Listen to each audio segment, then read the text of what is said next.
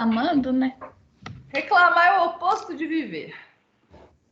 Se uma coisa te incomoda, você toma atitude, você aceita a coisa, tá?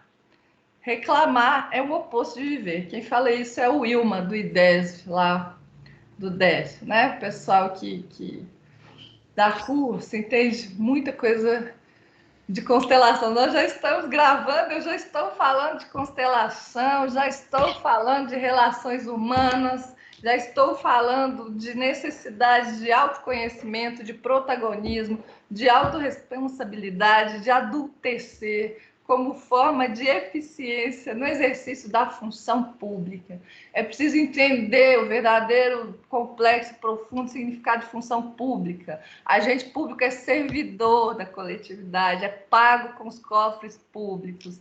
Em vez de subir no pedestal e achar que está podendo, deveria fazer uma reverência para a população, que é quem remunera e quem confia a ele as prerrogativas que só podem, só devem ser manejadas em favor do verdadeiro titular da coisa pública, que é a coletividade. Não, eu não sou candidata a nada, tá? Pelo contrário, quem me conhece sabe que eu fujo muitas vezes dessas funções gratificadas que acumulam muitas responsabilidades e muitos desafios. Eu estou atualmente substituindo a coordenação do curso de Direito e é desafio atrás de desafio. Vou repetir o agradecimento aqui para ficar registrado. Quem sou eu? E aí eu tenho que segurar, senão eu choro. Quem sou eu? Se não fosse a Denise, se não fosse a Jéssica, se não fosse todo e cada membro do colegiado, todo e cada membro do NDE e todas as pessoas que gentilmente, carinhosamente me ajudam em cada tarefa que eu vou vencendo a cada dia. Cada tarefa, cada dia é uma escada que eu vou vencendo de mãos dadas com essas pessoas. E eu não posso, eu tenho que falar do Arthur Henrique, que é meu monitor também. Eu vou assinar o relatório, viu, Arthur? Vou digitalizar, vai dar tudo certo.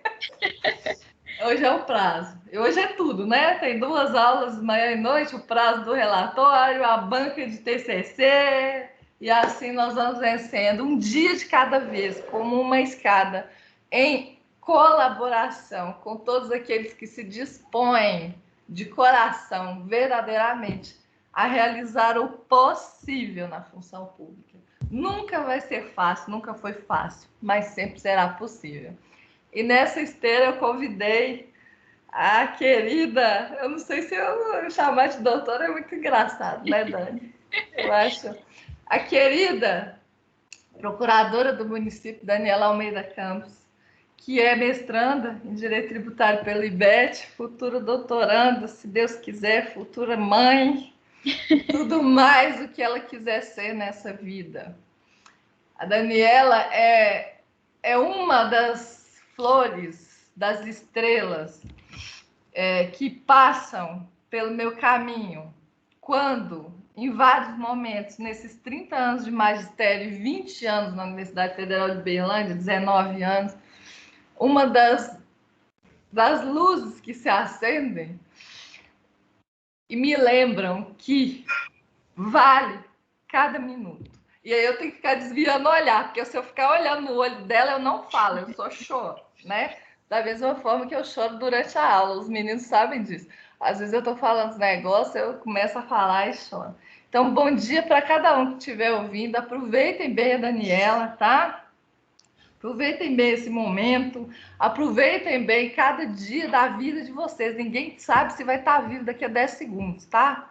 Fala o que tiver que falar, abraça quem tiver que abraçar e, principalmente, agradeça as oportunidades que você tem. Você é um jovem inteligente que, entre muitos, teve e tem a chance de obter um diploma de uma universidade pública, federal, e eu falo sem medo, de excelência. O professor Rodrigo Vitorino acabou de ser premiado entre, eu acho que 300 inscritos do Brasil inteiro, Laboratório de Direitos Humanos. Letícia Prete Fátio foi ex-aluna nossa, e Rodrigo Vitorino. Que alegria e que honra!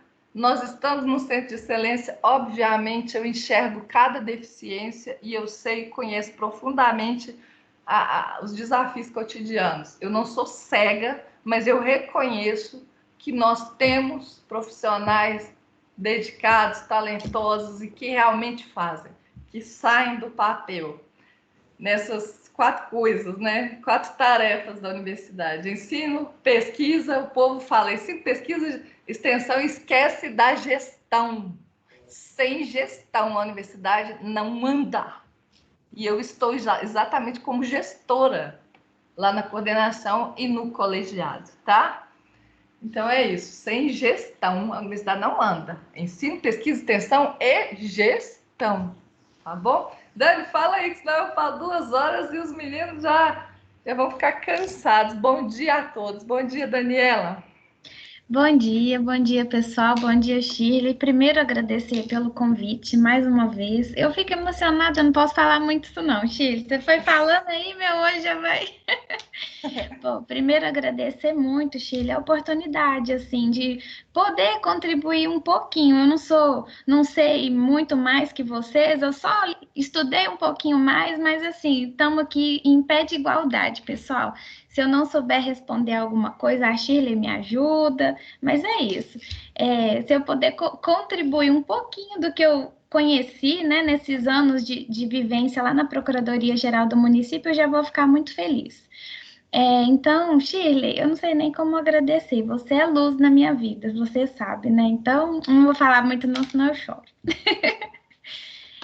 Eu fiz aqui uns slides porque a disciplina ela é bastante marcada por algumas características. Hoje a gente vai falar sobre administração indireta e terceiro setor, e eu tentei trazer o máximo para a nossa realidade, com exemplos práticos para vocês poderem entender, exemplos que estão próximos de nós. Então, eu vou compartilhar aqui com vocês os slides e podem ficar à vontade. Quaisquer dúvidas durante a minha fala, podem abrir o microfone, falando, mandando mensagem, a gente vai comentando juntas aqui, né, Shirley? Deixa eu tentar aqui, ó, compartilhar o conteúdo. Deu certo? Deu? Ah, então, que bom. Tô vendo você aqui no cantinho, Shirley. Bom, então a gente começa falando sobre administração indireta e terceiro setor. Para começar, gente, essa reflexão que a Shirley colocou aqui agora é muito do que eu trouxe aqui de início, para a gente pensar assim, antes de falar em administração indireta, para a gente contextualizar isso, primeiro pensar na figura do Estado. O que é o Estado? O Downe de Abreu Dallara, ele conceitua o Estado como uma ordem jurídica soberana que tem por fim o bem comum de um povo situado em um território. Então, assim, historicamente, a doutrina coloca esses elementos como características do Estado. É uma ordem jurídica, tem soberania. O objetivo principal é visar a realização do bem comum do povo e em determinado território. O território também é uma característica marcante do Estado. Então, desde o início, o Estado foi constituído para isso, para proteger a população. É uma forma que as pessoas encontraram de se organizar, criar aí uma ordem jurídica, uma instituição para se proteger. Então, o Estado nada mais, o objetivo primordial dele é justamente proporcionar isso, a realização do bem comum, a proteção das pessoas, o bem da coletividade.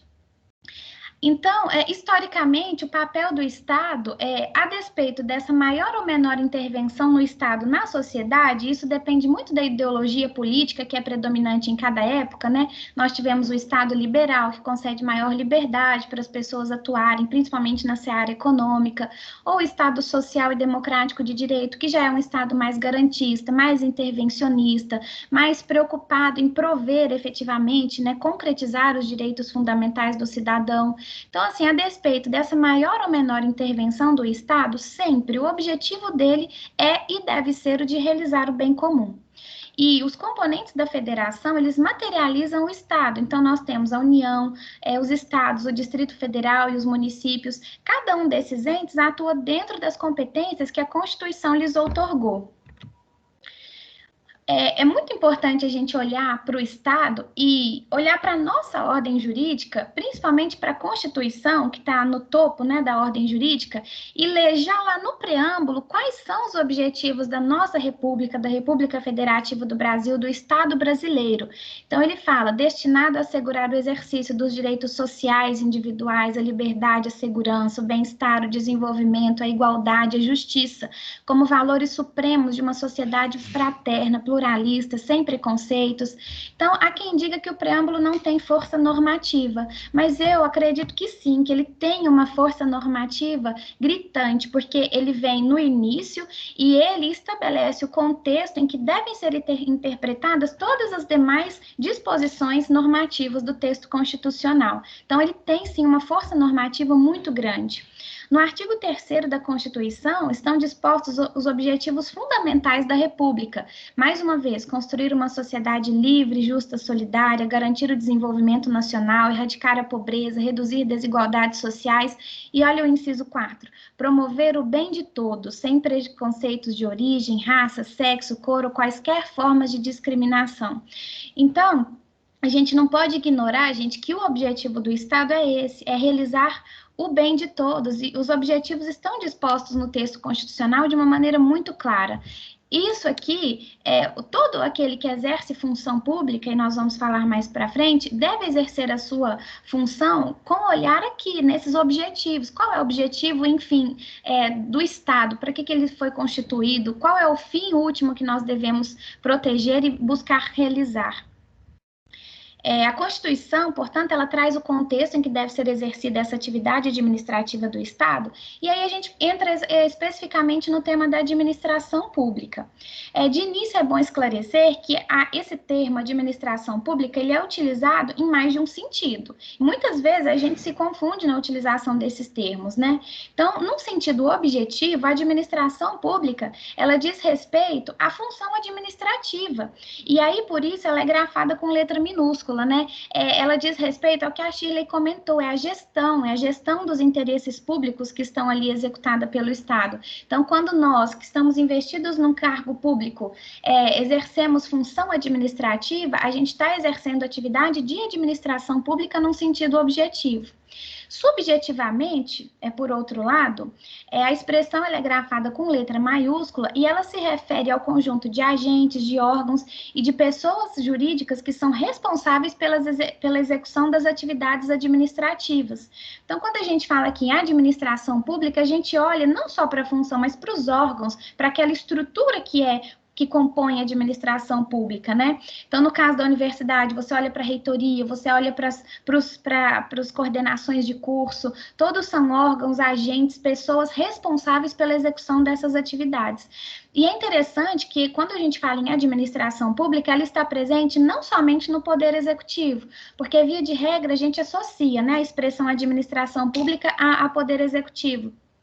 O Poder Executivo, de fato, ele é o administrador por excelência, mas, entretanto, os outros poderes também atuam enquanto administração pública quando exercem funções que são administrativas. Então, o Poder Judiciário, o Poder Legislativo, no momento em que eles, por exemplo, estabelecem seus regimentos internos, determinam a forma como vão funcionar, estabelecem os seus objetivos, eles estão no exercício de atividade administrativa também. Um conceito muito importante que o professor Celso Antônio coloca é o conceito de competências administrativas. E por que ele frisa tanto a questão das competências? Quando a gente pensa em administração pública, a maioria das pessoas, como a Shirley falou, seja por vaidade ou por outras questões, pensa no poder, né? No poder, ele está investido num cargo público, numa função pública, então ele detém poder.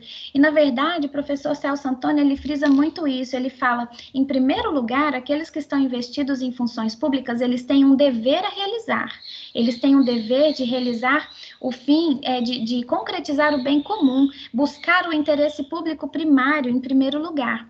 Então, as competências administrativas, na verdade, elas são um plexo de deveres públicos que são satisfeitos mediante o exercício de correlatos e demarcados poderes instrumentais. Então, quando ele coloca essa instrumentalidade do poder com vistas à realização de um dever, em primeiro lugar, aí a tônica da competência administrativa, que ele frisa e que eu concordo demais. O olhar do agente público deve ser no cumprimento do seu dever, em primeiro lugar.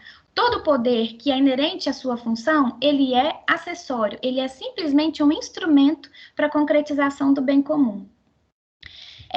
Avançando um pouquinho, a gente passa para os conceitos de centralização e descentralização administrativa e também desconcentração. Na centralização administrativa, quando a gente fala que o Estado atua de maneira centralizada, é quando ele presta por si mesmo as atividades administrativas, através dos seus órgãos, dos seus agentes públicos. Quando ele descentraliza essas atividades, ele outorga a outras pessoas jurídicas o exercício da função administrativa. E é justamente no contexto da descentralização que a gente vai verificar o estudo da administração indireta, que hoje é o objeto aqui da nossa aula. E é importante frisar que na centralização há um vínculo de hierarquia, né? Todos os órgãos, eles estão subordinados entre si em atenção a um vínculo de hierarquia. Então, na universidade, como eu comentei, tem a reitoria, depois as coordenações de curso, enfim, é um vínculo ali, de acordo com a estrutura, o organograma organizacional, um vínculo de hierarquia que controla e estabelece ali a ligação entre os órgãos que compõem a administração. Na descentralização, quando o Estado outorga essa competência para o exercício da função pública para outras pessoas jurídicas, a gente não fala em vínculo de hierarquia, mas sim de controle. Então, quando o Estado ele outorga o exercício dessa função, ele exerce o controle da atividade que é exercida por essas pessoas jurídicas, com o fim de verificar se elas efetivamente estão cumprindo o interesse público para o qual foram nomeadas, outorgadas. Então, a gente fala em controle, quando a gente analisa a descentralização administrativa. E a desconcentração, quando a gente fala em desconcentração, há muita confusão entre esses conceitos, é a distribuição interna de competência, é o vínculo de hierarquia que eu coloquei. Então, por exemplo, lá na Procuradoria-Geral do município, estamos todos subordinados ao prefeito municipal.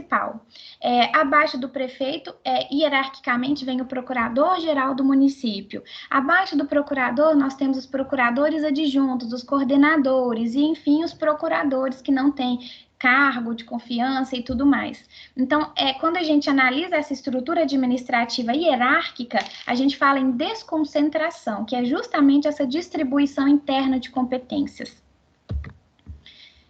Aí aqui eu trouxe um exemplo da universidade, apesar de já ter falado, a atual estrutura organizacional da UFA está consolidada pela Resolução 1 de 2012 do Conselho Universitário. Em 2020, o cronograma foi atualizado conforme a portaria Reito 693 de 2020. Aí aqui, eu trouxe, por exemplo, a estrutura hierárquica das unidades acadêmicas. Então, em primeiro lugar, a gente tem o Conselho da Unidade, que exerce aqui está ocupando, o primeiro grau da hierarquia. Abaixo vem a Assembleia da Unidade, logo abaixo a Diretoria da Unidade, aí nós temos os outros órgãos, que também todos vinculados à diretoria, coordenação de curso, coordenações de programas de pós-graduação, coordenações de núcleos, órgãos complementares, os departamentos, enfim, todas as outras estruturas que forem criadas nesse vínculo de hierarquia. Então, quando a gente analisa esse organograma, a gente fala em desconcentração administrativa. A cada um aqui é outorgado um plexo específico de competências e todas realizam as suas funções, prestando contas e se dirigindo à autoridade que está imediatamente superior.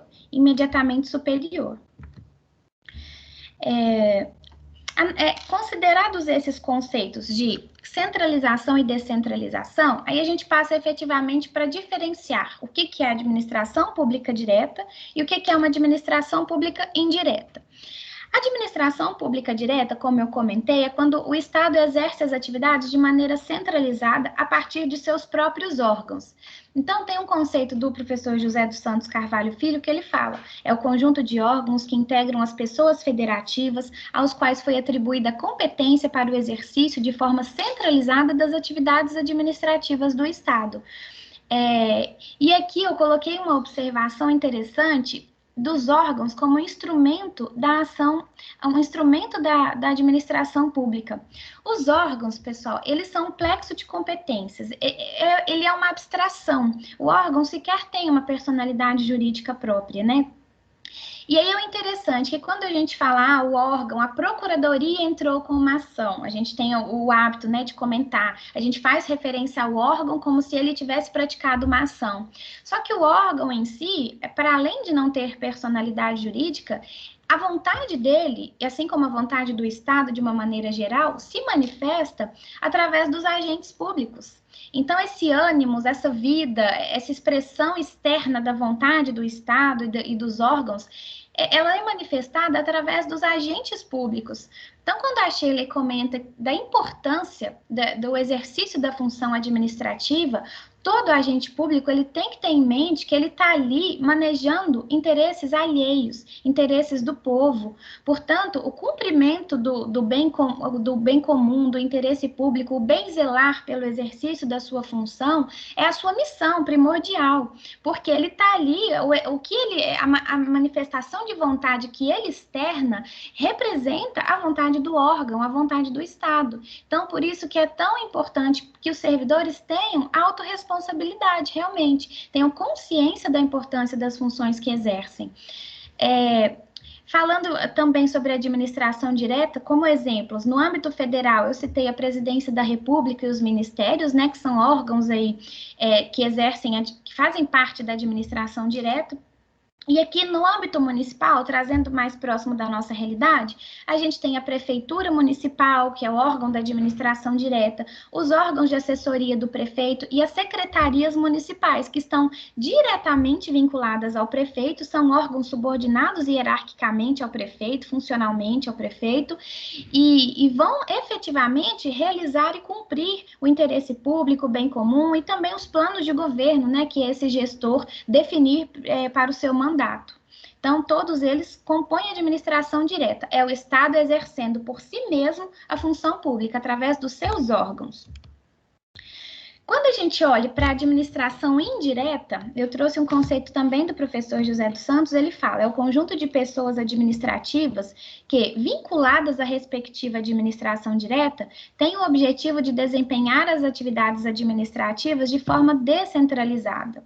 Então, na administração pública indireta, o Estado, ao invés de prestar por si mesmo as atividades administrativas, os serviços públicos e tudo mais, ele delega isso, ele outorga a pessoas jurídicas com personalidade jurídica própria o exercício da função pública. E aí nós temos o Decreto-Lei 200 de 67, que dispõe sobre a organização da administração pública federal, que ele lista as pessoas jurídicas, que ele denomina também de entidades, por isso é tão comum a gente ouvir falar em entidades. Quando a gente ouve essa expressão, a gente já vincula a uma entidade com personalidade jurídica própria. Então, ele menciona como integrantes da administração indireta as autarquias, as empresas públicas, as sociedades de economia mista e as fundações públicas. Então, nos próximos slides, eu vou entrar um pouquinho para a gente analisar as características de cada uma delas, as diferenças e semelhanças existentes entre elas e algumas discussões doutrinárias a respeito dessas características. Até aqui, tudo bem, pessoal?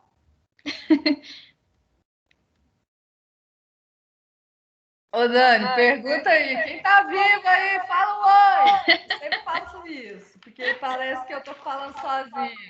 Aê, Guilherme. Oi, gente, como sempre, enquanto a Dani tá falando aí, eu tô maquinando surpresas aqui, viu? Surpresa. Daqui a pouco eu solto uma surpresa. Oba. Daqui a pouco eu solto a surpresa. Dani, depois te falo. Nem a Dani sabe não, viu? Não sei. Surpresa. Eu gosto com emoção, né, Dani? Do meu é com emoção. Nós estamos gravando isso, ao vivo, é assim mesmo, gente. A gente é gente, não é máquina, não. Vamos lembrar disso, né, Dani? Dani, continua, tô adorando. Então, vamos lá. Seguindo adiante, então, para a gente falar um pouco das autarquias. É interessante mencionar que esse Decreto-Lei 200 de 67, que dispõe sobre a organização da administração pública federal, ele conceitua essas entidades, ele traz as características. Entretanto, ele é um decreto-lei antigo, né, de 67, e a doutrina evoluiu muito no estudo dessas características. Então, a maioria das definições, a doutrina, ela critica, mas eu achei interessante trazer, até para a gente mencionar esses pontos de crítica, né? Por exemplo, quanto à autarquia, ela define como serviço autônomo criado por lei, com personalidade jurídica, patrimônio e receita próprios, para executar atividades típicas da administração pública que requeiram, para o seu melhor funcionamento, gestão administrativa e financeira descentralizada. O professor Celso Antônio, ele destaca que as autarquias são pessoas jurídicas que têm uma capacidade exclusivamente administrativa, ou seja, elas exercem atividades típicas da administração. A administração pública poderia exercê-las por si mesma, por si própria, através dos seus órgãos, mas decide fazê-lo através de uma pessoa jurídica com personalidade jurídica própria, que são as autarquias. Então, ele critica um pouco essa definição que o decreto-lei traz, porque ele fala assim, a maioria dessas características, elas estão presentes também nas outras figuras. Então, ele coloca como bastante impróprias as definições dadas pelo decreto-lei e trabalha com as características que ele julga, que a doutrina, na verdade, hoje já é uníssona, já reconhece com relação a essas entidades, né? Então, o que se destaca das autarquias é isso, é uma capacidade administrativa. E aí, o que é interessante notar é que elas são titulares de interesses públicos, são dotadas de personalidade jurídica, mas elas são titulares realmente daquele interesse público cuja atividade dela visa realizar, visa perseguir, concretizar. Uma característica bastante marcante é que são criadas e extintas através de lei, e isso está disposto expressamente na Constituição Federal, lá no artigo 37. Elas não são subordinadas, mas controladas por algum órgão estatal. E aqui entra naquele ponto que eu comentei, quando a gente fala de descentralização administrativa, o vínculo entre a hierarquia e o órgão da administração pública ao qual ela se vincula, né, enquanto administração indireta, não é de hierarquia. Então, hierarquicamente, ela não está subordinada a nenhum órgão, mas ela tem que prestar contas, ela tem que ser controlada. O Estado tem que estar atento para verificar, será que essa autarquia está cumprindo os mistérios para os quais ela foi criada, para os quais ela foi instituída? Então, essa prestação de contas, ela é devida e o controle que é exercido pela administração pública, ele deve ser constante.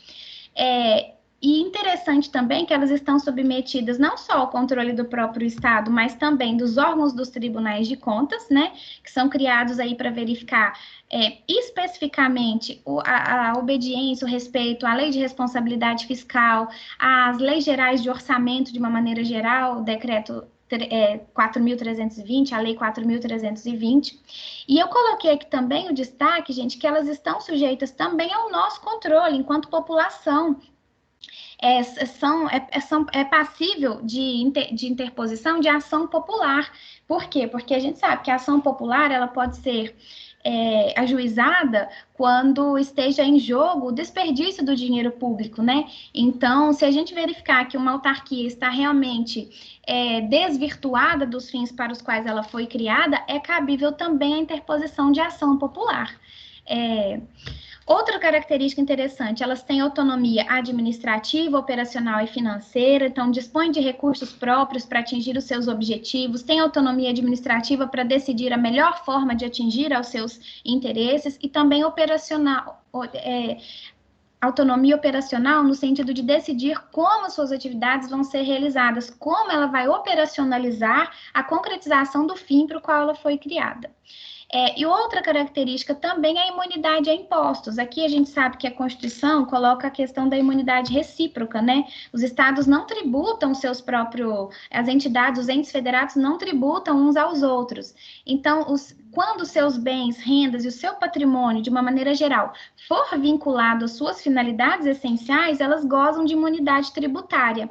E aí a Constituição faz essa ressalva, somente aquelas vinculadas às suas finalidades essenciais. Se forem bens, rendas ou patrimônio destinados a fins que não às suas finalidades essenciais, então não haverá essa imunidade a impostos. Os procedimentos internos das autarquias estão sujeitos às normas gerais de direito financeiro e à lei de responsabilidade fiscal, por isso, como eu comentei, são fiscalizadas inclusive pelos tribunais de conta. E quanto ao regime de pessoal, elas é o mesmo regime correspondente aos servidores da administração direta, né? Que hoje, de acordo com a Constituição, é o regime jurídico único, hoje estabelecido por meio do vínculo estatutário. Então, os servidores das autarquias têm o mesmo regime. Uma questão interessante que a doutrina coloca são as chamadas autarquias especiais ou sob regime especial, denominadas agências reguladoras. O que elas têm de diferente? Na verdade, nada. Porque quando você olha para o regime jurídico delas, não tem nada de especial. Até os doutrinadores falam, são autarquias que têm as mesmas características, estão submetidas à mesma normatividade que as demais autarquias. Entretanto, as leis colocam a denominação de que são submetidas a regime especial. E aí a doutrina cria essa classificação. Mas será que pelo simples fato de a lei chamá-las de autarquia de regime especial, elas realmente têm um regime especial? E aí a gente analisando a legislação, as características dessas agências, a gente verifica que não. Essa expressão, agências de regime especial, ela foi usada pela primeira vez para fazer menção às universidades, na Lei 5.540 de 68. E depois, outras leis que criaram outras autarquias, agências reguladoras, Agência Nacional de Energia Elétrica, Agência Nacional de Telecomunicações, também as denominaram de agências sob regime especial ou agências especiais. Elas são criadas, via de regra, essas agências reguladoras, com o fim de disciplinar e controlar certas atividades. Então, por exemplo, a ANEEL, ela regulamenta, ela disciplina as atividades a atividade pública direcionada à energia elétrica, a Anatel, as telecomunicações. Então, o que elas têm de peculiar é isso. Elas são criadas especificamente para a disciplina, para o controle de certas atividades, né? Mas, no mais, o regime jurídico ao qual elas estão submetidas é o mesmo das demais autarquias que compõem nosso ordenamento de uma maneira geral. Então, não há consenso sobre o que diferencia. A doutrina costuma trazer algumas características tentando diferenciá-las das demais autarquias. Por exemplo, elas têm um poder normativo técnico, que é o poder de legislar, de estabelecer resoluções, decretos, portarias, atos infralegais com uma conotação técnica, né? Autonomia decisória, o poder revisional exaure-se no âmbito interno. Entretanto, as demais autarquias também têm essa autonomia decisória. Independência administrativa, todas as autarquias têm, mas as autarquias, as agências reguladoras têm uma característica que é peculiar realmente. A nomeação de seus dirigentes é feita pelo presidente da República com aprovação do Senado Federal e eles têm um mandato com prazo certo, com prazo fixo, que normalmente coincide com o prazo do mandato do presidente da República. E até essa é uma questão interessante. Por exemplo, se não tivesse esse mandato por prazo que atendesse ao mandato do presidente da República, poderia acontecer, digamos que fosse um mandato de 8 anos, e o presidente tem um mandato de 4. Ele estaria nomeando alguém que iria perdurar no exercício daquela função por um período maior do que o que ele estava na presidência. Então, isso é uma forma de engessar, né? De engessar as agências, de manter ali aquela orientação de governo que talvez não seja do próximo gestor, que ele queira fazer de maneira diferente. Então, é importante que o prazo de nomeação, ele respeite, sim, o mandato do presidente da República, né? Autonomia econômica financeira, dotações orçamentárias próprias, taxas de regulação. As autarquias, em geral, têm essa autonomia financeira. O que pode diferenciar essas autarquias, agências reguladoras, como elas exercem uma função de fiscalização, de controle, de disciplina de atividades técnicas, normalmente são instituídas taxas diretamente ao seu favor. Então, é uma forma de conferir-lhes uma autonomia econômico-financeira ainda mais forte, né? Que é uma tributação que é encaminhada direta para os cofres das autarquias. É uma pequena diferença, mas não foge da autonomia econômico-financeira que todas as autarquias mantêm. Então, o que eu coloco é isso. A característica peculiar seria esse mandato com prazo fixo. Aí eu trouxe um exemplo, trazendo mais próximo da nossa realidade, do DEMAI. O DEMAI é o Departamento Municipal de Água e Esgoto, é uma autarquia da Prefeitura Municipal de Uberlândia, foi criado em 1967 pelo prefeito Renato de Freitas, e, entre outras atuações, é papel do DEMAI operar, manter, conservar, explorar diretamente serviços de água potável e de esgotos sanitários. A lei que estrutura o DEMAI, essa lei 1954 de 51, na verdade, ela compila toda a legislação referente ao DEMAI, desde a sua criação, traz os objetivos, a atuação do órgão, e é bem mais extenso, gente, do que serviços de água e esgotos sanitários. Quando a gente olha para a lei, vai ver. Mas, no geral, a gente sabe, a gente conhece do DEMAI é isso, que eles são responsáveis pela manutenção e tudo dos serviços de água potável e de esgotos sanitários. É uma autarquia que ela é bastante estudada, inclusive, porque deu muito certo. A gestão orçamentária financeira do DEMAI, a gente teve uns escândalos que vocês vieram à tona há uns anos atrás, né, sobre um desvio de verba e tudo de algumas obras, mas, no geral, o DEMAI ele é uma autarquia superavitária, o que, olhando para a administração pública de uma maneira geral, é uma coisa rara de se ver, principalmente no âmbito municipal. Então, o DEMAI, ele é citado, inclusive, uma vez eu participei de um congresso da Frente Nacional das Prefeituras, em Brasília, e o DEMAI, ele foi citado lá como um exemplo de autarquia municipal de controle de serviços de água e de esgotos sanitários, bem gerida, enfim, que respeita, sabe, toda essa normatividade inerente às autarquias, que efetivamente exerce a função para a qual ela foi criada. Então, eu trouxe mais um destaque, assim, porque está tão perto da gente e, às vezes, não temos noção de que se trata de uma autarquia, né? Bom, então, colocadas as características das autarquias, a gente parte para segundas pessoas jurídicas que compõem a administração indireta, que são as fundações públicas. Fundação, gente, conforme o direito civil coloca, é a atribuição de personalidade jurídica a um patrimônio, que é destinado a um certo fim social. Então, quando a gente olha para a fundação, a gente já sabe que é isso, é um patrimônio que tem uma personalidade jurídica e ele tem um fim social a ser buscado, né? Essa é a grande característica do regime jurídico, da formatação jurídica da fundação.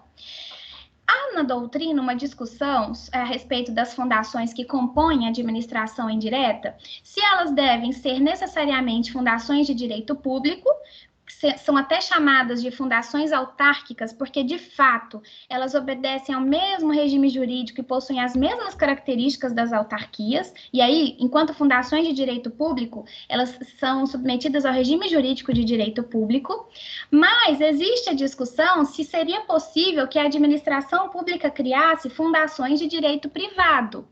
E aí, essas fundações de direito privado são pessoas jurídicas de direito privado, e poderiam exercer atividades não exclusivas do Estado, por exemplo, saúde, educação, assistência social. Então, a doutrina diverge muito. Quando ela olha para as fundações públicas, né, que compõem a administração indireta, alguns doutrinadores acreditam que toda fundação ela é necessariamente de direito público, outros falam que não, que é possível ao Estado delegar o exercício da função pública também para fundações que sejam regidas pelo regime de direito privado. O regime de pessoal das fundações públicas, a Constituição, ela vem, quando ela menciona as fundações, ela coloca sempre características muito assemelhadas às autarquias. Por exemplo, com relação ao regime de pessoal, ela fala que o pessoal das fundações públicas também será regido pelo regime jurídico único, tem um vínculo estatutário, não é um regime trabalhista. O professor Celso Antônio, ele olha para a Constituição e ele analisa os diversos dispositivos em que as fundações públicas são mencionadas e ele conclui que as fundações só podem ser regidas pelo direito público, que não seria possível que elas fossem fundações de direito privado, exercendo funções de administração direta. Então, para ele, as fundações públicas que compõem a administração indireta necessariamente são fundações de direito privado, porque, segundo ele, o regime jurídico que a Constituição coloca é muito próximo das autarquias. Portanto, o regime necessariamente deve ser de direito público. Isso não é uníssono. Particularmente, eu acredito que aquelas fundações que exercem função de administração indireta, realmente, elas são submetidas ao regime de direito público também. Porque eu acho complicado a gente tratar de fundações de direito privado e exigir delas que elas cumpram os mesmos desideratos e se submetam às mesmas regras e limitações que as autarquias de direito público, as fundações de direito público devem se submeter. E aí eu vou trazer um exemplo que isso vai ficar mais claro, quer ver? Olha só, a UFO, a Universidade Federal de Uberlândia, eu trouxe aqui até um pedacinho do estatuto da UFO, em que coloca: a Universidade Federal de Uberlândia é uma fundação pública de educação superior, integrante da administração federal indireta, com sede em Uberlândia, estado de Minas Gerais, aí faz menção ao decreto que autorizou seu funcionamento. Ela goza de autonomia didático-científica, administrativa e de gestão financeira e patrimonial. Enfim, a Universidade Federal de Uberlândia e as universidades federais, de uma maneira geral, são fundações públicas regidas pelo regime de direito público. Por isso, e aí a Shirley sabe falar melhor do que eu, a gente está submetida a todos os princípios da administração pública: legalidade, impessoalidade, moralidade, publicidade, eficiência. Então, assim, o regime jurídico, por isso que são chamadas também de autarquias fundacionais, elas estão totalmente vinculadas ao regime administrativo, aos princípios da administração pública de uma maneira geral. E olha que interessante, nós temos aqui pertinho também a FAEP. A FAEP é a Fundação de Assistência, Estudo e Pesquisa de Uberlândia, mas ela é uma fundação com personalidade jurídica de direito privado, beneficente, sem fins lucrativos, de cunho cultural, educacional e assistencial. Ela tem também autonomia administrativa, financeira e patrimonial nos termos do seu estatuto e da legislação pertinente. Mas olha que interessante, os servidores ou os funcionários da FAEPO, eles não são estatutários. Por ela ser uma fundação com personalidade jurídica de direito privado, ela pode contratar pelo regime seletista, da CLT, trabalhista, vínculo trabalhista. Então, ela é uma fundação pública, mas com regime jurídico de direito privado, criada para prestar assistência nessas áreas, né? Eu trouxe aqui também um pedacinho do estatuto, de cunho cultural, educacional, com autonomia administrativa. Ela foi formada, ela é uma dotação patrimonial por ser fundação, sem fins lucrativos, ela tem esses fins públicos ao qual ela visa, mas o regime jurídico dela, sendo uma personalidade jurídica de direito privado, a retira de certas limitações que são impostas, por exemplo, à Universidade Federal de Uberlândia. Então, assim, é um liame bastante, é uma característica bastante singela quando a gente olha, né? São duas fundações, mas o fato de ser submetida ao regime jurídico de direito privado faz com que ela se desprenda da observância de algumas limitações que a universidade tem que observar. Então, foi um exemplo que eu quis trazer, que está perto de nós e que a gente não, muitas vezes, olha e não tem a consciência, né, de que, olha, é um pouco diferente, mas justamente por isso, porque ela é uma fundação com personalidade jurídica de direito privado. Seguindo, gente, então falamos das autarquias, das fundações públicas, e a gente passa, e eu trouxe para a gente estudar conjunto, as empresas públicas e as sociedades de economia mista. Por que eu trouxe para a gente estudar juntas? Porque as características são muito próximas, vocês vão ver, são poucas as dessemelhanças existentes entre essas duas entidades. Então, primeiro lugar, ambas têm personalidade jurídica de direito privado. Então, assim como a FAEP a gente analisou, elas têm uma personalidade jurídica de direito privado. Aí eu trouxe dois conceitos aqui do professor Carvalho Filho. Empresas públicas são pessoas jurídicas de direito privado que integram a administração indireta, são criadas por lei, sob qualquer forma jurídica adequada à sua natureza, para que o governo exerça atividades gerais de caráter econômico ou, em certas situações, execute prestação de serviço público. Então, quando a gente olha para uma empresa pública, a gente pensa assim, olha, o Estado ele cria uma empresa pública para atuar na ordem econômica, né, para exercer atividades de caráter econômico ou também para prestar serviços públicos. E ele cria essas empresas públicas, essas empresas elas podem ter a forma jurídica empresarial que elas considerarem mais adequadas. A lei não traz uma restrição, tem que ser uma sociedade unipessoal, ou tem que ser uma sociedade limitada, não. Elas podem escolher a forma jurídica que seja mais adequada à sua função. E o Estado, gente, ele tem as limitações limitações para ele atuar na ordem econômica, né? Então, por isso, a Constituição, mais à frente eu vou trazer, ela cerca essas empresas públicas e essas sociedades de economia mista de muitas limitações, para que o Estado não intervenha na ordem econômica de modo a quebrar os princípios da concorrência, a igualdade com os particulares, né? Porque, de fato, são empresas públicas que estarão atuando na ordem econômica, mas que não podem prejudicar ali o equilíbrio desse mercado econômico de uma maneira geral. As sociedades de economia mista, da mesma forma, pessoas jurídicas de direito privado integram a administração indireta, são criadas por lei, só que a lei estabelece uma forma societária específica. As sociedades de economia mista, elas necessariamente são constituídas sob a forma de sociedades anônimas. Só que o controle acionário, ele pertence ao poder público. E elas também são criadas, seja para explorar atividades econômicas ou, em alguns casos, para prestar serviços públicos. Então, importante das sociedades de economia mista são SA, sociedades anônimas, mas a maioria do capital social, do controle acionário, fica nas mãos do poder público. Eu fiz um quadro comparativo aqui para a gente verificar algumas diferenças e semelhanças. Olha só, com relação ao capital, a empresa pública é composta por recursos integrais do Estado. A sociedade de economia mista, ela tem recursos particulares e recursos públicos, mas a prevalência acionária é pública. A forma societária, as empresas públicas podem adotar qualquer forma. A economia mista, necessariamente, ela é uma SA, sociedade anônima. Ambas têm uma criação autorizada por lei. É interessante que a Constituição, ela não fala assim, devem ser criadas por lei. Ela fala que a criação deve ser autorizada por lei. Então, a gente tem uma lei que autoriza a criação, mas elas são criadas a partir do registro de seus atos constitutivos nos órgãos competentes, porque são pessoas jurídicas de direito privado, né? A gente não pode perder isso de vista. E quando a gente fala de empresas públicas, sociedades de economia mista no âmbito federal, tem uma característica muito marcante que a doutrina coloca, que as empresas públicas federais, o foro para julgar as causas em que elas sejam partes é a Justiça Federal.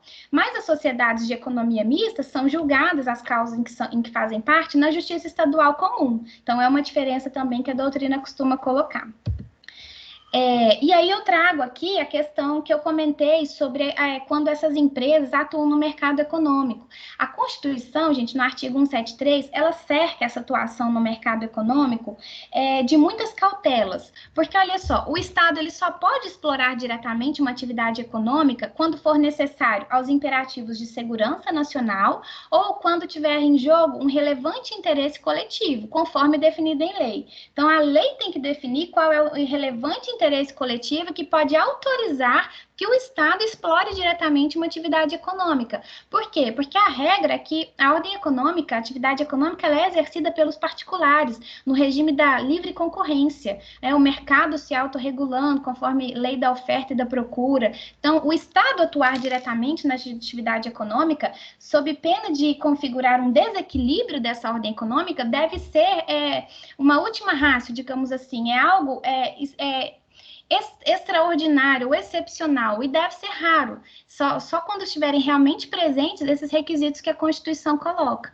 E aí ela traz ali as delimitações. A lei vai estabelecer o estatuto jurídico da empresa pública, da sociedade de economia mista, vai estabelecer qual é a função social, as formas de fiscalização pelo Estado e pela sociedade. Mais uma vez, elas estão exercendo função pública, né? Elas estão no exercício, são administração indireta. Então, o Estado está outorgando o exercício de função pública. Portanto, elas têm que ser controladas também, tanto pelo Estado quanto pela sociedade. A sujeição ao regime jurídico próprio das empresas privadas, olha só, inclusive quanto aos direitos e obrigações civis, comerciais, trabalhistas e tributários. Elas são pessoas jurídicas de direito privado submetidas ao regime jurídico próprio das empresas privadas. Licitação e contratação de obras, serviços, compras e alienações, observados os princípios da administração pública. Isso é uma diferença delas. Por isso, a doutrina coloca que elas estão sujeitas a um regime híbrido. Ao mesmo tempo em que elas estão submetidas às mesmas leis, direitos, obrigações civis da legislação comercial e trabalhista das empresas privadas, enquanto administração indireta, elas também se submetem aos princípios da administração pública. Por exemplo, quando elas têm que licitar para contratar obras, serviços. Então, por isso a gente fala é um regime jurídico híbrido. Elas têm, sim, a certa liberdade de atuação, mas estão adstritas a controle e também aos princípios da administração pública. Que mais? Mandatos, avaliação de desempenho, responsabilidade dos administradores, enfim, são características que a Constituição traz e que mostra claramente a hibridez desse regime, né? Elas exercem, exploram atividade econômica, estão ali em regime competindo em igualdade com os particulares, elas não podem ter privilégios que não são extensíveis às empresas do setor privado, mas ao mesmo tempo estão submetidas aqui ao controle da administração. Acho que no próximo slide eu coloquei a continuação desse artigo, olha só, justamente fala isso, as empresas públicas e sociedades de economia mista não podem gozar de privilégios fiscais não extensivos aos do setor privado, sob pena, como eu disse, de causar um desequilíbrio na ordem econômica, né? A lei vai regulamentar as relações da empresa pública com o Estado e a sociedade, a lei vai reprimir o abuso do poder econômico que visa a dominação dos mercados, eliminação da concorrência, aumento arbitrário dos lucros. A lei vai estabelecer também a responsabilidade individual dos dirigentes dessa pessoa jurídica, que são sujeitando as punições compatíveis com a natureza, pelos atos praticados, contra a economia popular. Então, o que eu coloco aqui, empresas públicas e sociedades de economia mista, elas são pessoas auxiliares do Estado. Portanto, nesse regime híbrido, elas não deixam de estar submetidas à observância dos princípios constitucionais que regem a administração pública. Isso. E aí eu trouxe os exemplos que são mais conhecidos, né? Empresa pública, o exemplo mais conhecido são os Correios. Ela é uma empresa pública federal vinculada ao Ministério da Ciência, Tecnologia, Inovações e Comunicações, regida pelo Estatuto. Aqui eu trouxe o artigo 1º do Estatuto. Então, nós temos aí os Correios, gente, que exercem atividade postal em regime de monopólio, inclusive, né? Que a Constituição reserva, e os Correios são uma empresa pública que desenvolve essa atividade. E sociedade anônima, aliás, sociedade de economia mista mais conhecida que nós temos é o Banco do Brasil. É uma sociedade de economia mista, pessoa jurídica de direito privado, constituída por capital público e privado. E olha que interessante, eu fui no site do Banco do Brasil tentando encontrar, né, o estatuto ou o regimento geral, que seja o ato constitutivo dessa SA, para eu conhecer melhor. E a informação que está no site é que o Banco do Brasil não está submetido ao decreto que traz o plano de dados abertos, né, que fala da publicidade, das informações, da transparência.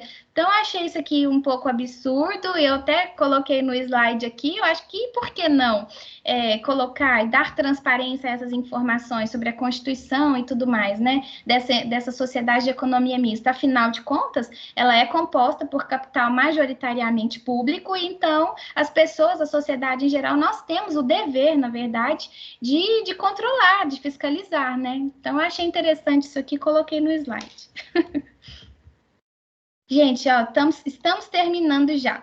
Nós vamos entrar agora no terceiro setor, que de todos o que eu falei é a minha parte preferida, porque eu fiquei por 2 anos atuando na Procuradoria Adjunta Administrativa, e foi um ano, gente, foi um caos, na verdade, para a administração pública municipal, por conta de um fato que aconteceu, e eu vou comentar aqui mais adiante. Vou contar um pouco da experiência que eu tive lá.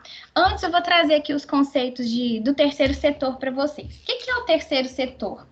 Essa expressão, ela ficou muito famosa, conhecida, e muitas pessoas a utilizam sem saber realmente do que está falando, né?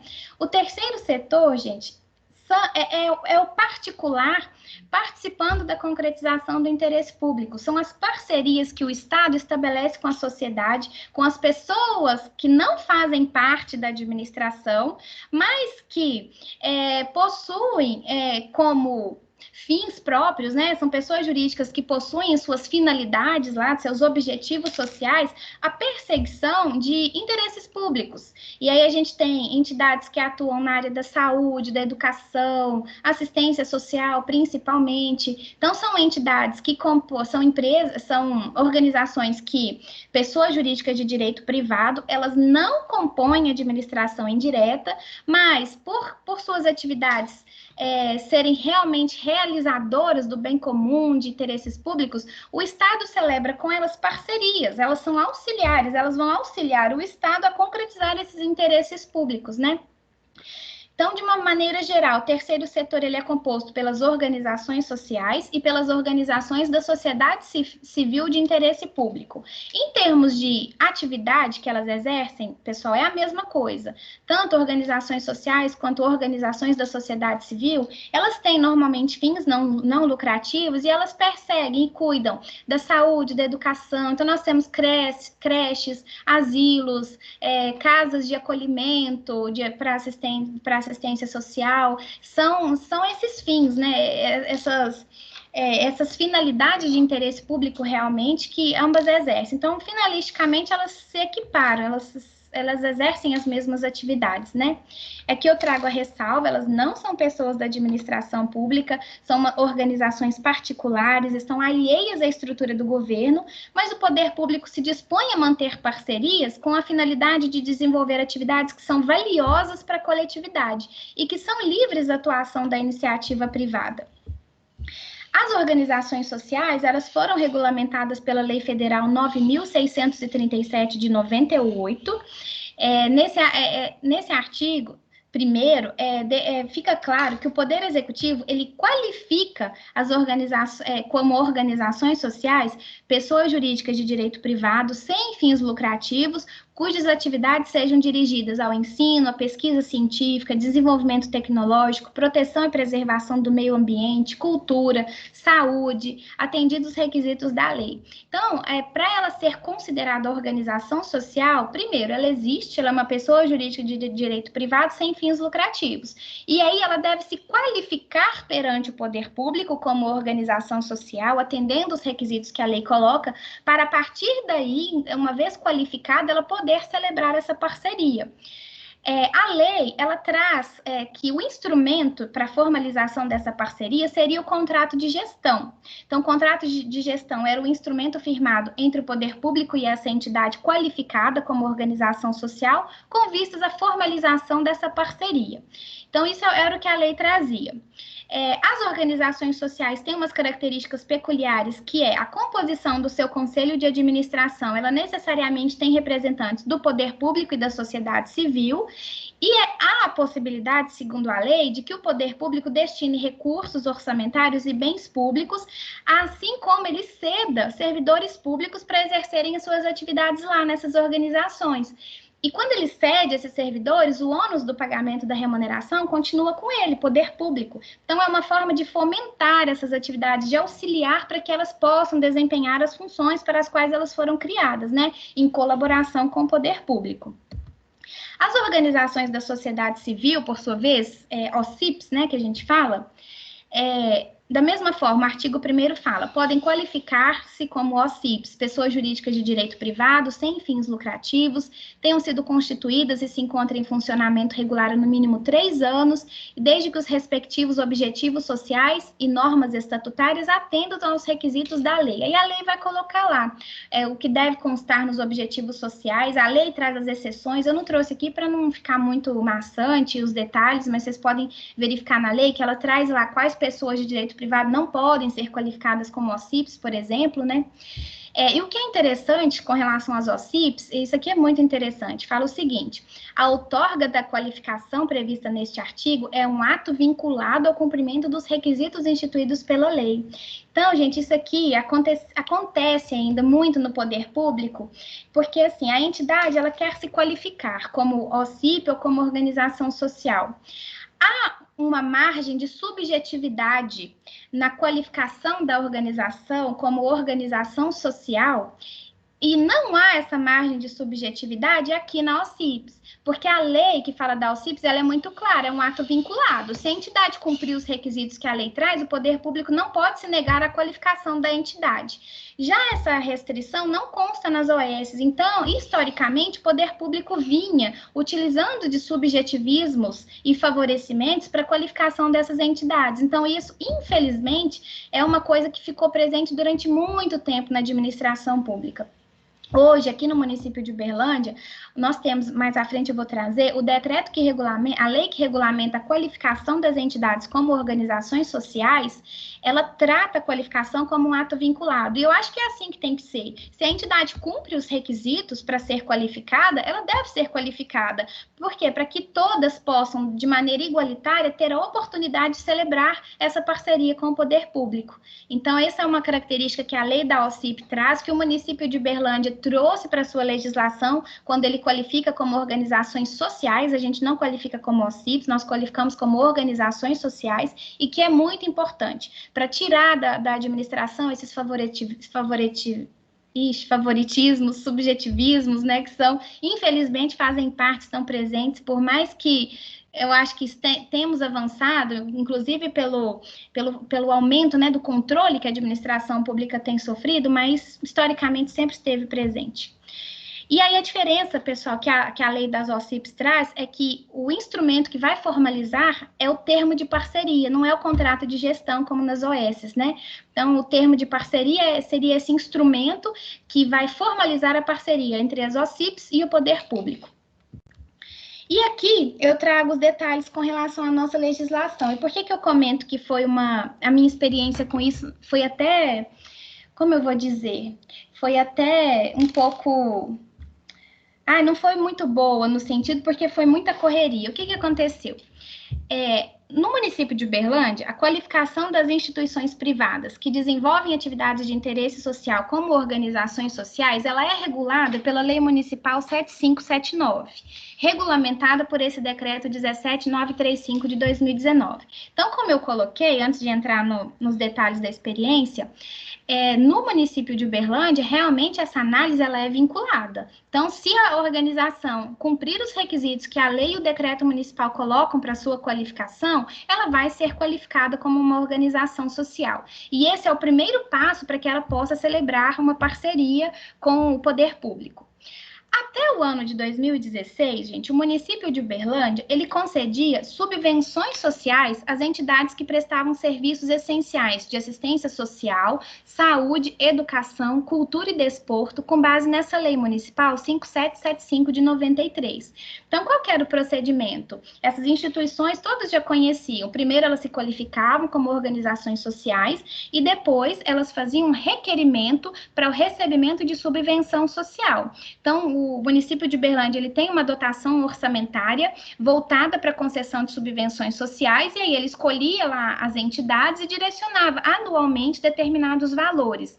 E eram valores que eram repassados mensalmente para que essas entidades pudessem arcar com os seus planos de trabalho, né? E aí tem a apresentação dos planos de trabalho, os objetivos, os gastos, né? As despesas que são autorizadas com o dinheiro da subvenção, e tinha também uma prestação de contas muito séria, que essas entidades passavam para o poder público. Afinal de contas, estão recebendo dinheiro público e assim deveriam prestar contas, né? Então, a concessão estava condicionada que elas fossem reconhecidas. Um detalhe interessante: além de serem qualificadas como organizações sociais, nós temos uma lei municipal que trata da declaração de utilidade pública. É a Lei 5.439 de 91. É um procedimento, gente, quando essa entidade ela vem ao poder público e ela manifesta o interesse de ser declarada como de utilidade pública. Então, era outro requisito que elas tinham que cumprir para receber uma subvenção: qualificar-se como organização social e ser declarada de utilidade pública. Então, anualmente, nós tínhamos uma lista de entidades que eram declaradas como de utilidade pública pelo município, para que elas pudessem receber essas subvenções sociais. E isso nada mais é do que uma forma do poder público olhar para essas atividades, olhar para essas entidades, para os seus estatutos, para as atividades que elas desenvolviam e verificar se realmente os fins sociais que elas cumpriam estão de acordo com o interesse público que o Estado quer resguardar e quer a parceria, a cooperação dessa entidade para resguardar. Então, ainda existe essa lei municipal e assim era exigido que elas tivessem essa declaração de utilidade pública. E, por fim, o instrumento por meio do qual esse dinheiro era repassado era através de convênio. Então, essas entidades celebravam convênios com o poder público, e os convênios eram instrumentalizados com planos de trabalho, as despesas autorizadas, a relação de quem compunha a diretoria, quantidade de funcionários, atividades que seriam desenvolvidas, era muito detalhado. E ao final de cada ano, elas apresentavam as prestações de contas. Isso, pessoal, até 2016. Quando, em 31 de julho de 2014, foi publicado, e isso fez assim, um barulho na imprensa, vocês devem ter tomado conhecimento, foi publicada a Lei Federal 13.019 de 2014. Essa lei foi responsável pela criação do chamado Marco Regulatório das Organizações da Sociedade Civil. Então, ficou muito famoso e todo mundo falava Marco Regulatório, Marco Regulatório. O que foi esse Marco Regulatório? Foi uma regulamentação geral, disposta numa lei federal, que a partir de então, todas as parcerias celebradas entre poder público e terceiro setor, elas são formalizadas e regulamentadas de acordo com as disposições dessa lei. Para os municípios, essa lei, apesar de ela ter sido publicada em 2014, ela só entrou em vigor em 1º de janeiro de 2017. E coincidiu, gente, com a época que eu estava na Procuradoria de Junta Administrativa. O que aconteceu? O município civil, de repente, porque, infelizmente, a administração pública municipal não se preparou para fazer uma transição gradativa para essa nova regulamentação.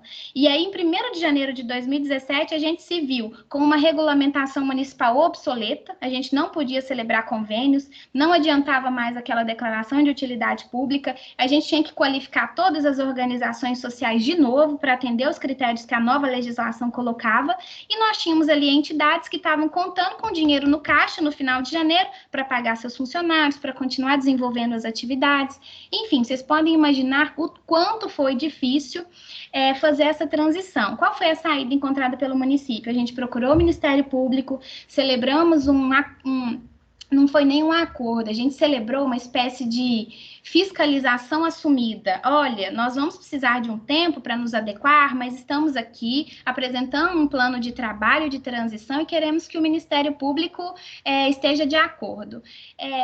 É reflexo, gente, da administração pública do medo, né, que a gente vai falar um pouquinho mais para frente. Os gestores públicos têm medo do Ministério Público, né, porque o Ministério Público, além de ser o guardião da lei, parece que agora ele virou, eu não vou nem falar muito, porque senão eu exagero, né, Chile? Enfim, a gente vai falar das limitações do controle exercido também pelo MP. Dani, é questão de entender o seu papel no sistema. É o que eu falo para eles. Às vezes a pessoa se coloca de frente, numa posição de conflito, mas a função institucional do Ministério Público nunca, jamais será perseguir alguém, mas sim promover a legalidade preferencialmente, de uma forma dialogada e pacífica. Na verdade, se você pensar numa imagem, não é confronto. Se você pensar em confronto, você está fora do lugar. Os órgãos de controle têm que estar ao lado dos agentes públicos, de mãos dadas, porque nossos objetivos são os mesmos. Se tiver aqui de frente em confronto, precisa rever. Enfim, continua, Dani. E foi exatamente isso. Nós procuramos o Ministério Público, eu me lembro que eu participei das reuniões, e aí estabelecemos o prazo de 1 ano para fazer essa transição gradativa para a nova regulamentação. Então, a partir de janeiro de 2017, segundo o marco regulatório, a gente não utilizaria mais convênio, né? Nem tampouco contrato de gestão, nem termo de parceria. A lei nova, ela trouxe instrumentos específicos para serem firmados entre o terceiro setor e o poder público, quais sejam? Foi o termo de colaboração, o termo de fomento e o acordo de cooperação. Então, a gente fez essa transição e, graças a Deus, deu certo. No final do ano de 2017, essas entidades já estavam recadastradas no município.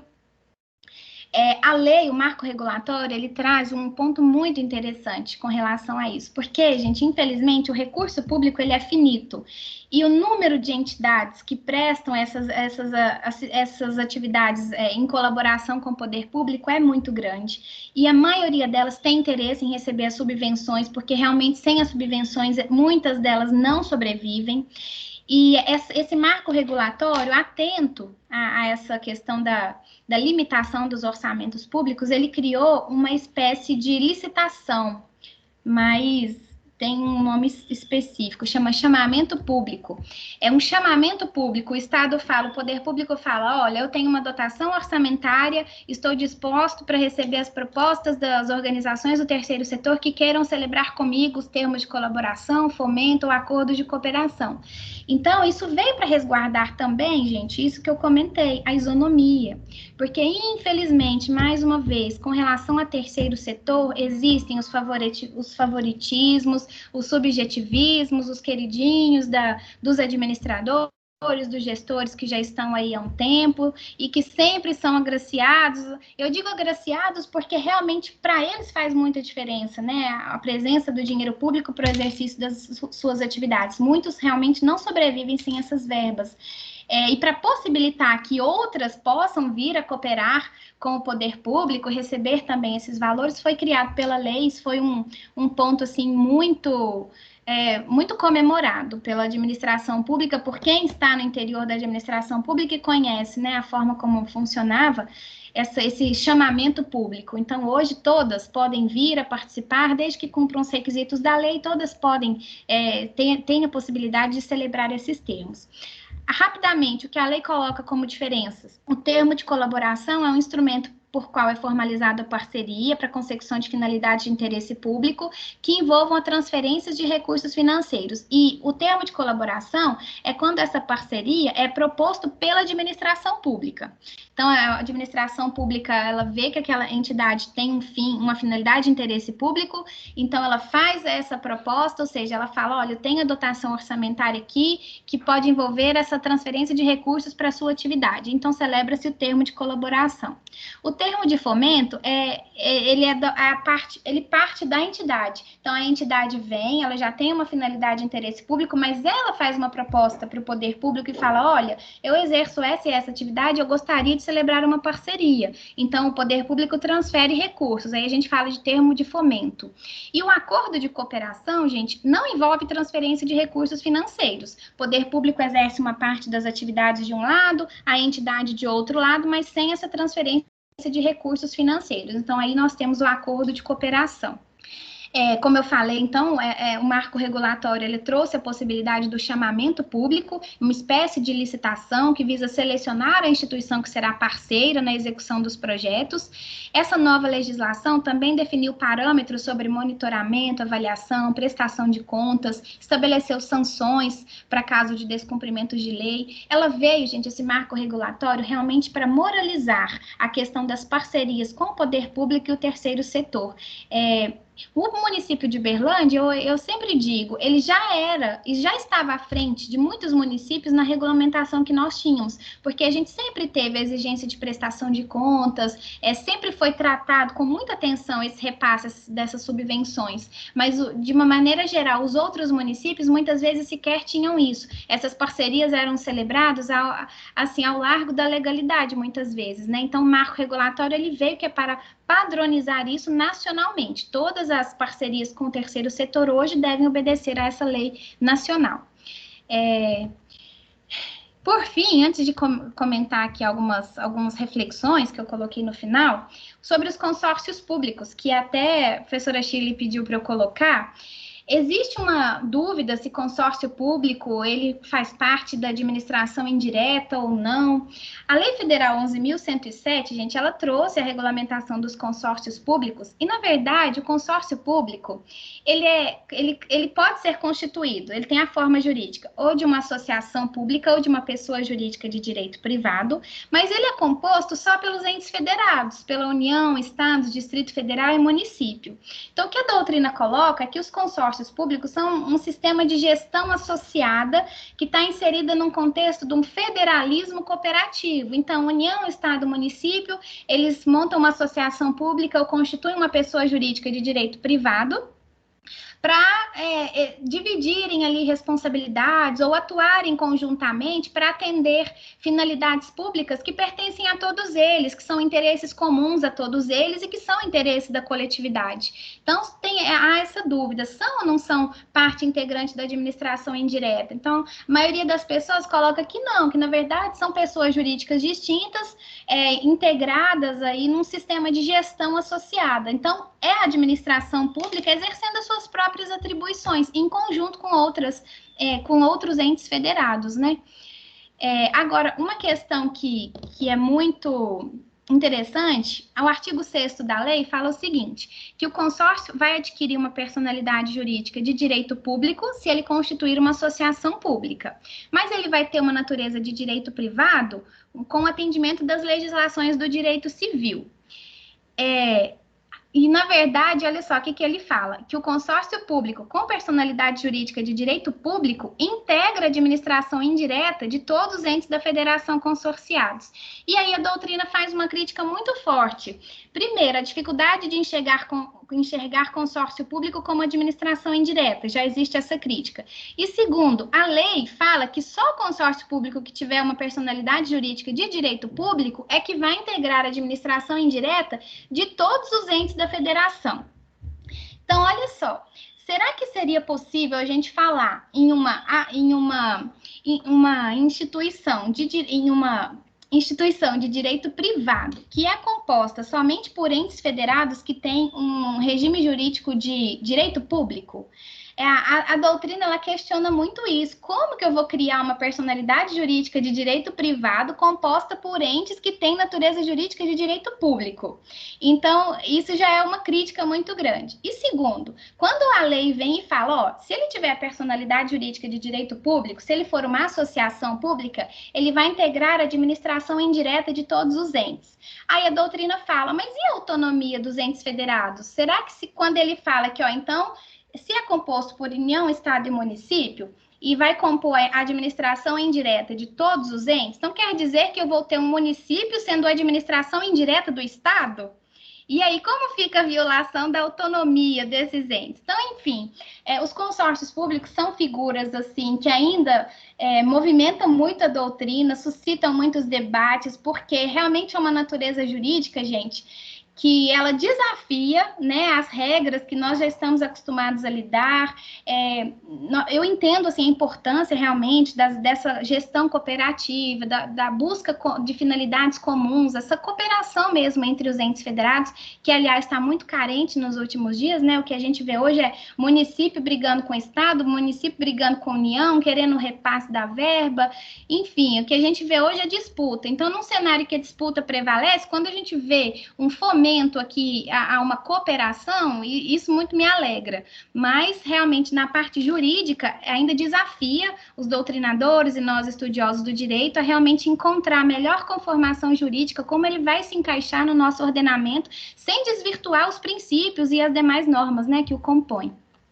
Por fim, gente, eu trago aqui umas reflexões que eu até já coloquei, que são 3 pontos que aí eu gostaria até, Shirley, que você comentasse, porque, primeiro, o Estado como uma abstração que é despida de ânimos, né? A manifestação da vontade, como eu falei, é dos agentes. Então, eu chamo a atenção para a responsabilidade, para a autorresponsabilidade, para a importância do desempenho da função pública, que é muito o que a gente já falou aqui. É um ponto que a gente tem que ver. A gente estuda administração pública, conhece a estrutura jurídica, mas, enfim, a administração pública, a função administrativa, gente, é muito mais que isso. É cada servidor que está ali, que representa de fato, que tem o ânimos, que manifesta a vontade da administração, ter consciência e responsabilidade dos seus atos. Como o meu professor colocou na palestra, a gente não vai mudar a realidade da administração se cada um que exerce a função administrativa não tiver responsabilidade, não mudar e não exercer com consciência.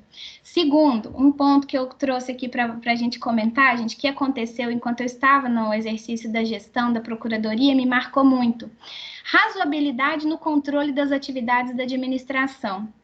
Eu me lembro de uma vez que a gente estava diante de uma entidade, na época recebia subvenção do município, e o plano de trabalho discrimina pormenorizadamente as despesas que estão autorizadas. Então, com eventos, com reforma, com despesas recorrentes, com alimentação e tudo. E na parte da alimentação, eu me lembro, gente, que tinha uma lista: arroz, feijão, batata, macarrão, alimentos que compunham a cesta básica de maneira geral, e a alimentos assim para o dia a dia da entidade. E eu me lembro que uma entidade era uma creche. Ela teve um Dia das Crianças e ela quis fazer uma comemoração para as crianças. Então, ela comprou cachorro-quente, pipoca, leite condensado e refrigerante. Foram esses 4 itens adquiridos. E na hora que o município foi verificar a prestação de contas, que é feita aqui pela nossa Secretaria de Controladoria Geral do Município, desaprovou a prestação de contas na parte em que a entidade adquiriu cachorro-quente, pipoca, leite condensado e refrigerante, porque não estava discriminado no plano de trabalho. E aí eu queria comentar com vocês, qual é a razoabilidade disso? Uma creche não poder fugir de um plano de trabalho para fazer uma comemoração para as crianças. Então, assim, será que realmente atender a legalidade é seguir ipsis literis o que está escrito? Ô, Dani, não poder... eu tenho uma pergunta. Pode falar. Quem dessas pessoas que aprovou a conta já pisou um dia numa creche? Eu quero saber. A minha pergunta é essa. Porque aí eu vou falar com autoridade. Eu sou voluntária desde os 9 anos de idade. Eu sou voluntária no município de Berlândia há 17 anos. Eu voluntariei em abrigos 8 anos. Nós compramos bolo. Eu comprava 5 quilos de bolo, 8 quilos de bolo de mulatinho, que é o que eu compro para o aniversário dos meus filhos aqui, e a confeiteira me dava de presente mais 3, 4 quilos. Então, às vezes, eu comprava 6 quilos e levava 10 quilos para a creche. Eu quero saber quem desses órgãos de controle já foi voluntário e já pisou numa creche por 8 anos ou vai para o CESEU como eu. Já levei, sabe os pães de mel que eu dou para os alunos? Que eu compro para meus filhos, que eu levo para minha mãe no Natal? Eu já levei pão de mel para os meninos do CESEU. Obviamente, eu fui inspecionada, os agentes cheiraram, provaram, e tá tudo certo, tem que ser inspecionada mesmo. Eu tenho que perguntar se pode, eu tenho que avisar, e tem uma série de regras. Mas é o seguinte, é Häagen-Dazs? É lagosta? É champanhe? É vinho premiado, como nós já ouvimos falar? Ou é simplesmente um leite condensado com preço médio de mercado que é usado para fazer brigadeiro para criança em creche, né? É igual, às vezes, os burocratas do Ministério da Educação mudam a hora da aula ou falam alguma coisa. E aí eu estou falando burocrata assim, não estou generalizando, mas a pessoa já pisou numa sala de aula, já conversou com uma diretora de uma escola de periferia, porque naqueles cafés com agentes públicos que eu fiz durante o curso regular presencial de Direito Administrativo, uma aluna levou a avó dela, que foi diretora não sei quantos anos. Aí, se você ouvir a avó dessa aluna, aí eu acato.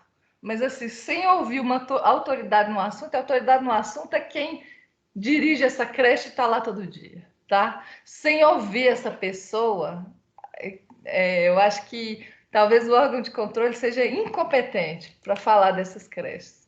É preciso conhecer o dia a dia. Como que eu vou falar para um médico que aquela seringa, que tem que usar aquela seringa, se aquela seringa não atende à necessidade dele, gente? Tem que usar aquela por causa do preço ou porque ela está mais disponível no mercado?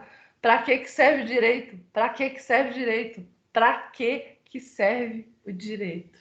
A serviço de que ou de quem eu estou, da hora que eu acordo até a hora que eu durmo? Porque nós estamos sempre caminhando em alguma direção, não só por nossos comportamentos comissivos, mas por nossas omissões. É preciso tomar consciência disso. Quando é que eu vou acordar? A serviço de que ou de quem eu estou? Eu com minhas atuações pessoais e profissionais. É isso que eu queria falar nesse negócio aí. Eu entendo de creche, e entendo de bolo, e de criança, e de trabalho voluntário. Eu posso assinar uma declaração nesse sentido. Será que todo mundo tem essa competência? Isso me marcou demais, Chile, porque assim, e aí teve parecer, e o princípio da legalidade, e é um tipo fechado a relação, mas eu falava, gente, mas e a razoabilidade, e os princípios, né? Então, me marcou muito esse exemplo, e aí eu quis trazer para a gente comentar. E um outro ponto para a gente pensar, nós até já falamos um pouquinho, os limites da atuação dos órgãos de controle. Será que realmente a administração pública necessita dessa intensidade de controle que ela tem sofrido? Porque o que tem desencadeado, e até já tem sido tratado em artigos por doutrinadores, é a administração pública do medo. O gestor hoje, ele não sai nada, é o caso aí da aquisição do cachorro-quente, ele não sai nada da linha da letra da lei, porque ele tem medo de ser processado, de ser preso, ele tem medo de responder um processo, lei de responsabilidade fiscal, enfim. Será que realmente para atingir o fim público, muitas vezes o gestor ele não tem que adotar condutas que ele considere dentro da legalidade, nessa margem de legalidade hoje ampliada para juridicidade? Será que essa conduta ela não estaria dentro de uma margem maior de juridicidade e tem um objetivo maior de atendimento do fim público? Então, assim, hoje a questão dos órgãos de controle realmente tem suscitado no interior da administração pública muitos debates. Os gestores estão com medo, as procuradorias estão com medo. Esse fenômeno, Shirley, tem causado a existência de procuradorias cada vez mais legalistas, cada vez mais até retrógradas, eu vou dizer assim, não abertas à evolução do direito, sabe? Por quê? Porque eles têm medo de dar um parecer, não só pela responsabilização enquanto parecerista, mas porque vai resultar na responsabilização do gestor. Então, o papel da procuradoria tem se tornado muito difícil também nesse cenário. Ô, Dani, quem que perde com isso? Todo mundo, né? Pois Fica alguns perseguidores, todo mundo com medo, todo mundo querendo jogar a culpa no outro, enfim. Recado está dado, que cada um respire e tome o seu lugar no sistema. Porque do meu lugar eu tenho força, fora dele eu sofro e faço sofrer. Só sofro e faço sofrer. Que cada um assuma o seu lugar no sistema. É isso que eu desejo, hoje e sempre. Gente, quem ficou aí até o final, abre a câmera para a gente tirar um print e eu vou fazer sorteio só para quem está aí agora, tá? Quem esteve, eu sinto muito. Por qualquer razão teve que sair, eu respeito, tá tudo certo, mas o sorteio é para quem está aí agora, né, Vânia? Só a Vânia que vai abrir a câmera, gente, só ela que vai ganhar. Bom dia, Bom dia. Daniela. Flávia, abre a câmera. Parabéns pela palestra. Eu gostei muito, em especial o terceiro setor, que foi a parte do trabalho que eu fiz, né, doutora Shirley? Ô, Vânia, que coisa boa, hein? Então, eu gostei muito de saber e realmente me arrepiou quando a Shirley perguntou quem esteve numa creche. Eu vou além, quem esteve no abrigo, porque a creche, às vezes, a criança vai embora no final da tarde, o abrigo. Eu, 8 anos no abrigo. Visitar o abrigo, né, as crianças que realmente moram lá. Eu sei nomes, só que, obviamente, eu não vou falar. E, inclusive, adoção internacional. Enfim. Eu sou, minha filha, vocês não imaginam que terra que eu já enfiei. Né? Enfim. É isso. Eu não sou candidata a nada. Deixa claro. Né, Dani? Toda hora eu pergunto, não sou candidata a nada. Eu já acho que me chama para muita coisa, é muita responsabilidade. Para quem tem consciência, é muita responsabilidade. O Guilherme disse que não pode abrir a câmera. Alguém mais consegue? Só a Vânia, gente. Ô, Vânia, será que o povo tá aí mesmo? A Ana Flávia fez um comentário. Fala oi aí. Depois de sobreviver da Covid, Shirley, eu não vou esconder de mais nada, porque eu não consegui esconder da Covid. Não esconde não. A Ana Flávia falou oi, quem mais? Raíssa. Anota os nomes aí que como é que nós vamos fazer um sorteio, gente? Estou descabelada. Vamos fazer esse print com a Vânia mesmo. Esse povo abre a câmera, gente, fazer o print, anda logo. Tá doido? Então não vou fazer nem sorteio, não. Vou entregar o trem para a Vânia mesmo, hein? Ué, que isso? Agora eu tô ficando brava. E tá gravando. Eu tô ficando brava e tá gravando o Chilique ao vivo. Olha a pressão, o que faz? Isso aí, Ana Flávia, é nóis. Vocês não fazem ideia, eu dou aula a parte de cima bonitinha, a de baixo é bermuda e chinelo, mas hoje eu tô de vestido. Vamos lá tirar o print. Dani, você tira o print? Ixi, Quem eu tira não o sei como print? tira print, não. Você sabe, Ana Flávia? Tira o print aí, todo mundo tira o print. Vamos lá, ri todo mundo aí. Só a mulherada, nenhum homem, olha. Acho que deu certo. Uhul! E como que vai fazer o sorteio? Eu vou sortear, olha o que eu vou sortear, hein? Eu não sou fraca, não.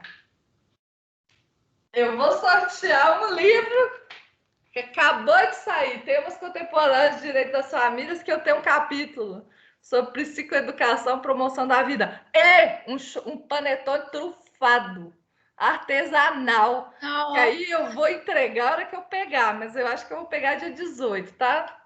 Vocês não fazem ideia desse panetone trufado, não. Nem eu faço, já tô... Então é isso aqui, um panetone trufado. Se eu esquecer, vocês são testemunha e me cobra, que eu gosto de pagar, tá? Porque pagar libera, dever onera. Eu adoro pagar, então pode me cobrar. Esse livro aqui e um panetone trufado. Como que nós vamos sortear, Dani? É só para quem está aqui agora. Não quero saber se tinha 80. Quem não está aqui se ganha, não ganhou. Uai, Como que vai sortear? Vai fazer uma pergunta e a pessoa vai ter que responder ou faz uma lista e sorteia aqueles três aleatórios de número? quantos que são? Eu posso dar número para os meninos. Quem tá aí? Número. Quem tá aí fala. Escreve aí tomate. Escreve tomate nos comentários. Agora, escreve tomate. Ó, eu estou anotando os nomes e vou dar número, e aí você vai falar um número. Tá. Você dá um número aleatório, pelo amor de Deus. Se alguém falar que eu favoreci, Deus que me livre. Você põe uns números bem aleatórios aí. Todo mundo escrever tomate. Quantos tomates tem aí? Você tá vendo, Dani, o chat?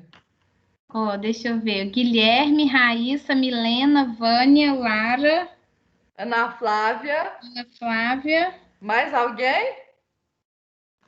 Então, ó, Guilherme, Raíssa, Milena, Vânia, Lara, E Ana Flávia? Flávia. Mais alguém? Eu acho que é só isso mesmo, né, gente? São 6 pessoas. Agora eu vou dar nomes, número para eles e você vai falar um número, Shirley. Peraí que eu vou dar números. Tá, dá número aleatório aí. Tá. Deixa eu ver. 6 pessoas mesmo? Deixa Deixa eu ver. Ana Flávia, Daniela, Guilherme. Uai. Aqui no meu tem mais gente, mas às vezes a pessoa não tá, né? O que vocês acham? eu acho que tem que ser quem participou aqui no chat, né? Quem escreveu tomate. Se não escreveu tomate, já era. Ai, professora, não escreveu tomate. A regra é escrever tomate. Então, ó, pode falar número de 1 a 6. Verdade? Já tá aí o número? Uhum. Ó, para ganhar isso aqui, um panetone trufado e pode me cobrar. Que a gente combina a entrega. E a entrega tem que ser rápida, até dia 21, mais ou menos. Mas vai dar certo, vocês podem ter certeza. Ai, gente, como eu não tenho sorte, quem ganhar fica com o panetone, me dê o livro. Vânia, vamos dividir. Ganhar, vamos pode dividir. falar? Tá aleatório, né? Pode falar. Número 5. Raíssa. Raíssa, você tá aí? Ó, eu coloquei assim, ó, dá para ver? Tá meio rabiscadinho, mas ó, Raíssa, número 5. Raíssa, tu estás aí, minha querida? Raíssa, você escreveu tomate? Escreveu, olha lá. Porque senão não cumpre os requisitos. Aí vai ter uma auditoria. Então tá. Raíssa, favor entrar em contato com o meu auxiliar, Guilherme Novictor, e ele promoverá o nosso encontro. Você está em Uberlândia, Raíssa? Se não estiver, não sei como é que faz, mas a gente dá um jeito. Tá? Espero que você esteja em Uberlândia. Gente, Dani, não sei nem como agradecer. essa fala de hoje, se eu fizesse, não teria nem comparação, tá? Superou. O bom mestre se torna desnecessário. O que é isso? Os estudantes, pupilos, aprendizes, qualquer que seja a relação, conseguem alçar voos no sentido em que eles escolherem. Então, eu sou muito boa mestra, porque meus pupilos são tudo fera! E eu sou aquela tia mais orgulhosa, tá? Eu amo cada um de vocês e sou grata pela oportunidade.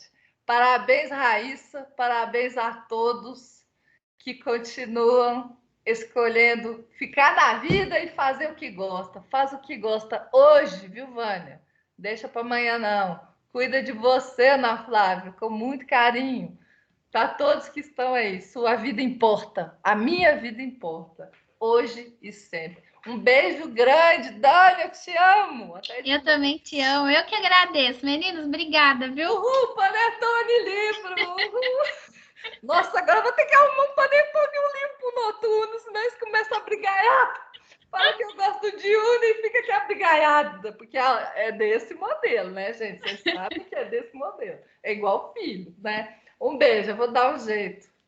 Beijo, tchau, gente. Tchau, Obrigada. tchau. Obrigada, gente. Gratidão, beijo.